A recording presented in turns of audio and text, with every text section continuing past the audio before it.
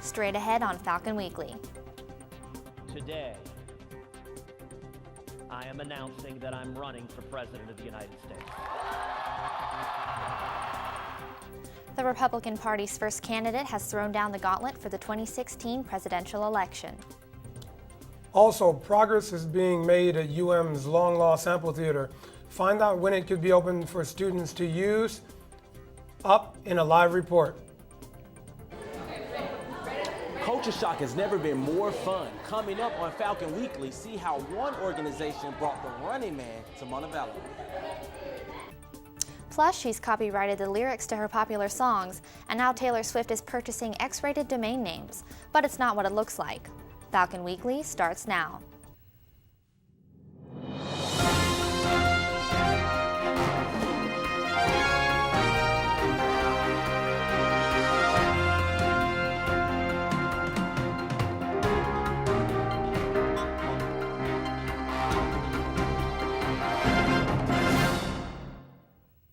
Hello and welcome to Falcon Weekly. I'm Mary Kate McCarrick.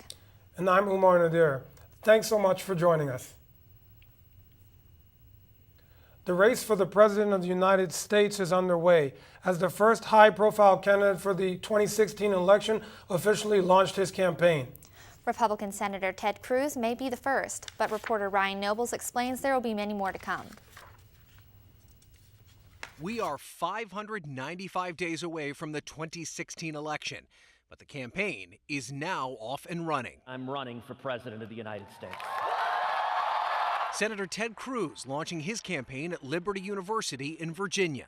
Millions of people of faith all across America coming out to the polls and voting our values. Cruz won't have the spotlight to himself for long. Many Republicans are ready to jump in. Names often mentioned include former Florida Governor Jeb Bush, Senators Marco Rubio and Rand Paul, New Jersey Governor Chris Christie, and Wisconsin Governor Scott Walker. They're all fighting for the opportunity to face a Democratic nominee, where there is one clear frontrunner. They have a lot of inequality that has only gotten worse. Former Secretary of State Hillary Clinton was in Washington today at a summit on urban opportunities.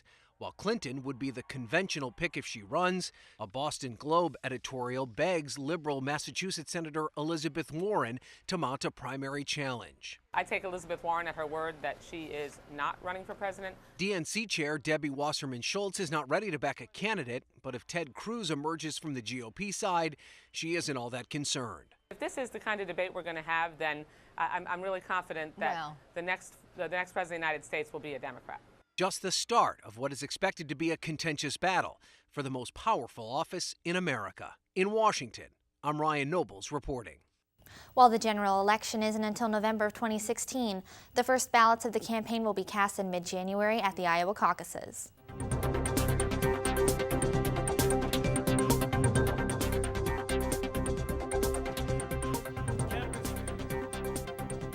In campus news, you may have noticed some heavy machinery near Flower Hill. The university is building the amphitheater that was used during the 70s and 80s. Falcon Weekly's Kirsten Roberts spoke with physical plant director Billy Hughes about the amphitheater and how he says the school can benefit from it. She joins us live now with more. Kirsten? Thanks, guys. The amphitheater, which has been in work since 2012, is making its presence more visible on campus, as you can tell from behind me. Work has been underway on the reconstruction of the amphitheater since the beginning of the semester. Crews are well on their way to finishing up the first part of the renovation. The physical plant director, Billy Hughes, is overseeing the project, and he says that the amphitheater will be able to hold a variety of events. Whether it be preview days or barbecues that housing may have. The Greek organizations have a lot of activities, and this area would be another opportunity in larger scale to have some of these events. The first phase should be completed by the beginning of the fall semester, and they are still taking donations. The Office of Advancement has sent out pamphlets where people can make purchases and they can personalize them. They can just tear off the information sheet, fill it out, and they can make a donation. Reporting for Falcon Weekly, I'm Kirsten Roberts. Back to you. Thanks, Kirsten. In other campus news, advising for summer and fall courses is now officially underway. But registration doesn't open until after spring break. Graduate students start signing up for classes April 6th, seniors on April 7th, and juniors on April 9th. Sophomores start registration on April 13th, and freshmen start April 15th. Registration opens at 7 a.m. on those days. Members of UM's Korean Club say their third annual Running Man contest was a success. The club held a fundraising event last week. Falcon Weekly's Rio Smith has more on how the KCC is using the game to break down cultural barriers. One popular event had the campus running out of breath.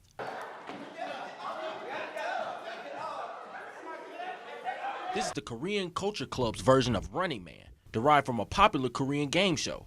Teams from other UM organizations played a bunch of childlike games that ranged from the snake to name tape snatching.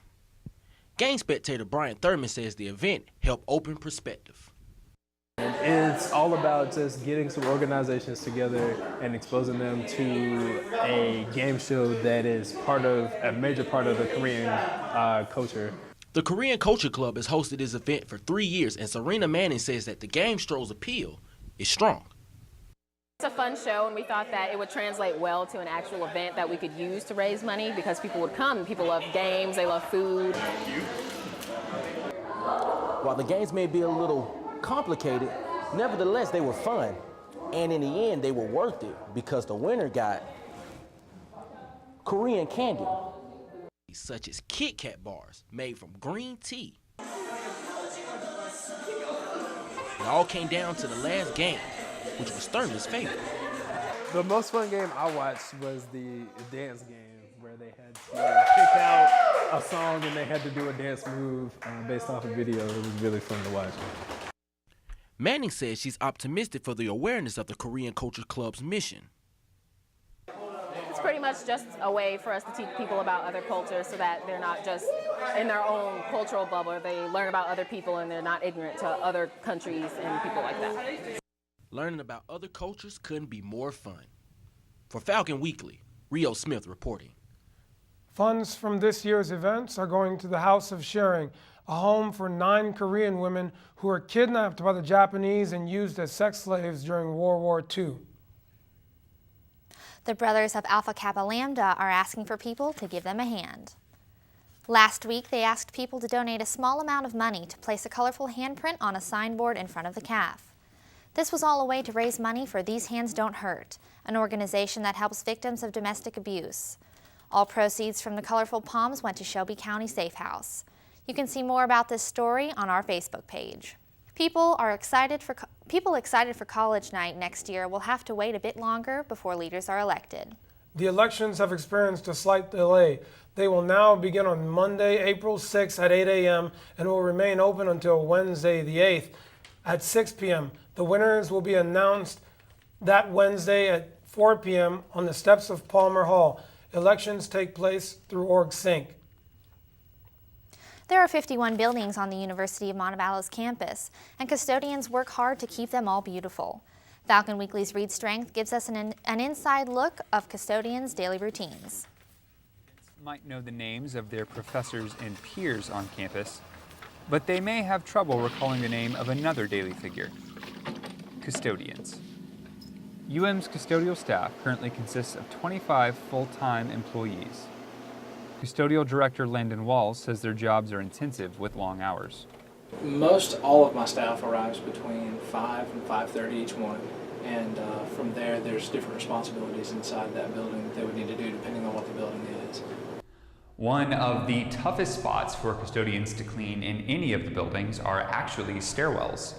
A deep clean of a well would require it to be blocked off for an entire hour, an option most custodians don't have due to high foot traffic. Cynthia Carlisle has been cleaning Napier Residence Hall for nearly 14 years. It's good memories, and then it's things you don't want to remember. Fellow Napier custodian Philip Swint has been here for 38 years. I think I counted. I've been through 7 presidents here. For their services, the two say they received gifts, both big Last year, I got a $50 check. and small. You're doing a good job. I appreciate hearing that. And good morning. How you doing? Carlisle plans to retire in April and has a piece of advice for all UM students. get your education because it will follow you the rest of your life. The more you get upstairs, the more you're going to have in your pocket. And that's wisdom that money can't buy. Reporting for Falcon Weekly, I'm Reed Strength. For more information about custodial services at UM, visit the Physical Plants page on legacy.montevallo.edu.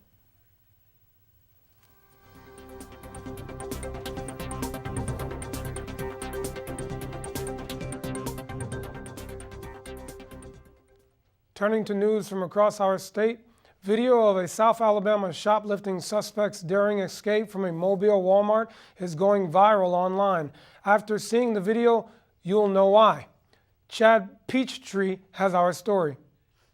It's not every day you see a man dangling from the Walmart ceiling.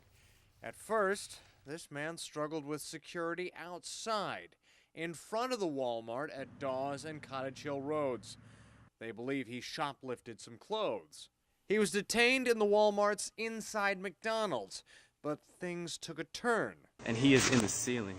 Definitely not what I expected when we were about to walk into the Walmart. Brandon Lynn is the young man who captured this on his phone and then uploaded it to Facebook. The suspect clawed his way into the ceiling, walked in the ductwork about 20 feet to the front door, then stomped his way back down. At this point, he's dangling from the ceiling. Helpless, right? At that point, we all just knew for sure that he was going to be caught. And then he balanced himself on the door frame, and we just couldn't believe it. Ran away, got away. It's the craziest thing I've ever seen. The suspect ran off, and no one caught him before he got into his car. It's not entirely clear why this guy tried so hard to escape, but knocking out a few ceiling tiles really ups the ante on what could have been just petty theft. Store employees nicknamed him Spider-Man, naturally, but that's as close as we're going to get to an ID for now. No arrest has been made. Chad Petrie, News 5. If you have any information about the man's whereabouts, contact Mobile Police. Remember, there's more news online 24/7. Just search for UM Falcon Weekly on Facebook and Twitter and see more stories and news updates throughout the week. Distracted driving is at an all-time high, but texting may not be the cause. See what experts are saying is putting young drivers at risk. Also, Facebook's message app isn't just for text and emoticons anymore. Find out how Facebook is allowing users to send money to their friends. Plus, one Alabama man is strapping on his ice skates and joining a hockey league at age 86, and it could land him in the Guinness Book of World Records. Those stories and more when Falcon Weekly returns. Welcome back to Falcon Weekly. President Obama is promising hundreds of millions of dollars to support math and science education. The president made the announcement at a science fair in Washington. According to his plan, $240 million will go towards STEM education, which stands for science, technology, engineering, and mathematics education. 5 years ago, we launched a campaign called Educate to Innovate to help more of our students explore science, technology, engineering, and math. Today, I'm pleased to announce $240 million in new contributions from businesses, from schools, from foundations across the country to help kids learn in these STEM fields. This funding brings the total STEM budget to $1 billion. Over the weekend, the president also announced that he hopes to bring free broadband internet Wi-Fi to 99% of schools and libraries through the Connected Initiative. A new study provides support for something you probably already know. Teens may be sharing too much information online. Researchers at Penn State found that as young people use social media for self-expression, they risk disclosing too much information. The share first and then make corrections way of thinking used by teens is the opposite of what most adults do. Remember, you should check your privacy settings often to make sure your sensitive information remains secure. While most teens understand the risk of texting while driving, researchers say distractions are at an all-time high. Researchers say young drivers are more likely to take risks like not wearing their seatbelts and speeding.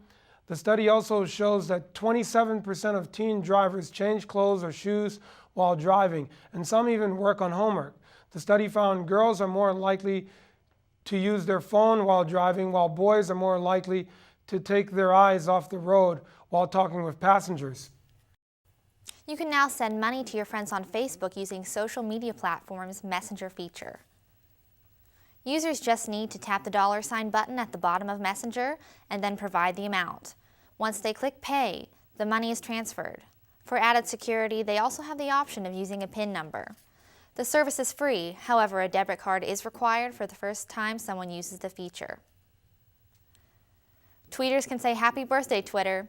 The social networking service turned 9 years old over the weekend. Its first tweet went out March 21, 2006. Sent by co-founder Jack Dorsey, and the rest, as they say, are hashtags and handles.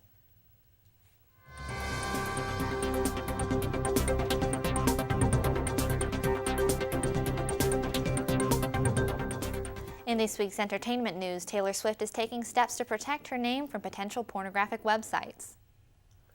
The pop star has reportedly purchased the domain names of taylorswift.porn, taylorswift.adult. This is the latest example of Swift taking ownership of her image. Beginning June 1st, anyone can buy a .porn website, so brands are trying to scoop them up before the internet trolls do. Meanwhile, author Stephen King is demanding an apology from Maine Governor Paul LePage. Governor LePage made a claim that King does not pay any state taxes. The Portland Press-Herald newspaper reports LePage made the comments on his weekly radio show. King said on Twitter last week that he pays every cent of his Maine state taxes and that LePage should man up and apologize for his remarks. King was born in Maine and owns 2 homes there. Fast and Furious star Vin Diesel is honoring late friend Paul Walker in a special way. The actor revealed today that he named his new daughter Pauline after Walker. He says naming his new baby after Walker keeps his memory alive. Pauline is Diesel's 3rd child with girlfriend Paulama Jimenez. Wedding bells are ringing for a country music singer. Jason Aldean married former American Idol contestant Brittany Kerr Saturday in Mexico. Aldean first met Kerr in 2012 while still married to his first wife. After filing for divorce in 2013, Aldean and Kerr began publicly dating. Aldean proposed to Kerr last September.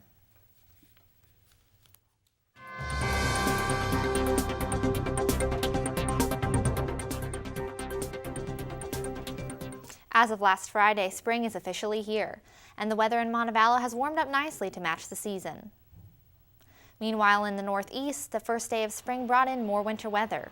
Here's some video from New York City, where nearly 4.5 inches of snow fell over the weekend. Instead of spring's warm temperatures and sunny skies, New York got another blanket of white. The record snowfall of the first day of spring in New York City is 4.7 inches. Although winter storms continued in the Northeast over the weekend, Arizona saw storms of another kind. The sun kept shining as a rainstorm fell over Phoenix, and while the rain was still falling, a vibrant double rainbow stretched over the skyline. The rainbows remained bright for about 45 minutes, and when the rainbow faded, hail and lightning took its place in the sky just before sunset. Now it's time to check out our Montevallo forecast. Falcon Weekly's Hannah Bell joins us with a look at this week's weather. Hi, Hannah. Thanks, guys. Started off today morning and some rain throughout the day. But we can expect that the clouds to decrease on into the evening, and we'll reach about 48 degrees in our area. Moving on into this week's forecast, we'll see highs in the 70s throughout into Thursday. The week will be partly cloudy throughout most of the week, and on Thursday we could see some showers. Moving into the temperatures will decrease some, and Saturday's high will be 55 and we'll have a low of 31. But temperatures are expected to rise back into the 70s by Monday, spring break.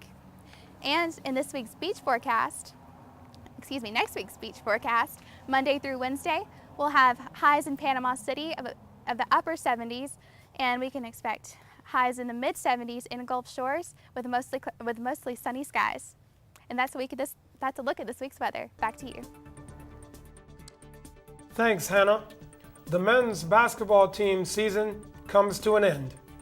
And men's track and field runner sets a national record. Sports is next.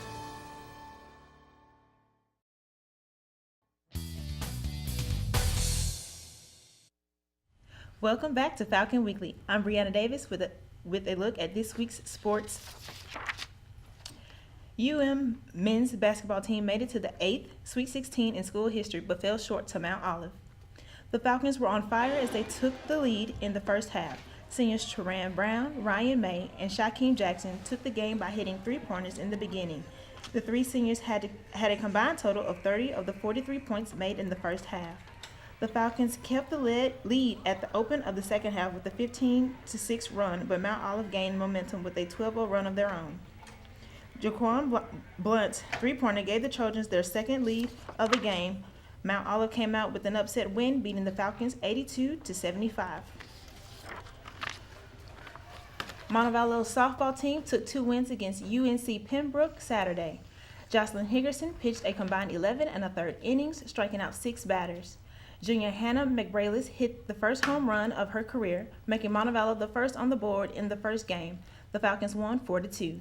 The second game was a close one as Montevallo came out with the win 3-2, once again being the first to put points on the board. The softball team will host a doubleheader Wednesday, March 25th against UAH at 3 p.m. The Montevallo Falcons baseball team fell short in their doubleheader against Georgia College Saturday. In the first game, the score was 14-2. The Falcons only scored in the 4th inning. The second game was closer, Georgia College winning by 1 point, 6-5. This is also the first time that the Falcons dropped a conference series this season. The Falcons are now 12-12. Their next 2 games are Tuesday, March 24th against Miles College at home. A track and field runner ran his way into the history books at the Emory Invitational. Sophomore Donnie Barnes finished the 3,000-meter steeplechase in 9 minutes 3 seconds. That's the second fastest time in NCAA Division II history. His time is less than 5 seconds behind the top time posted, 8 minutes and 59 seconds by California Baptist Universal runner this season.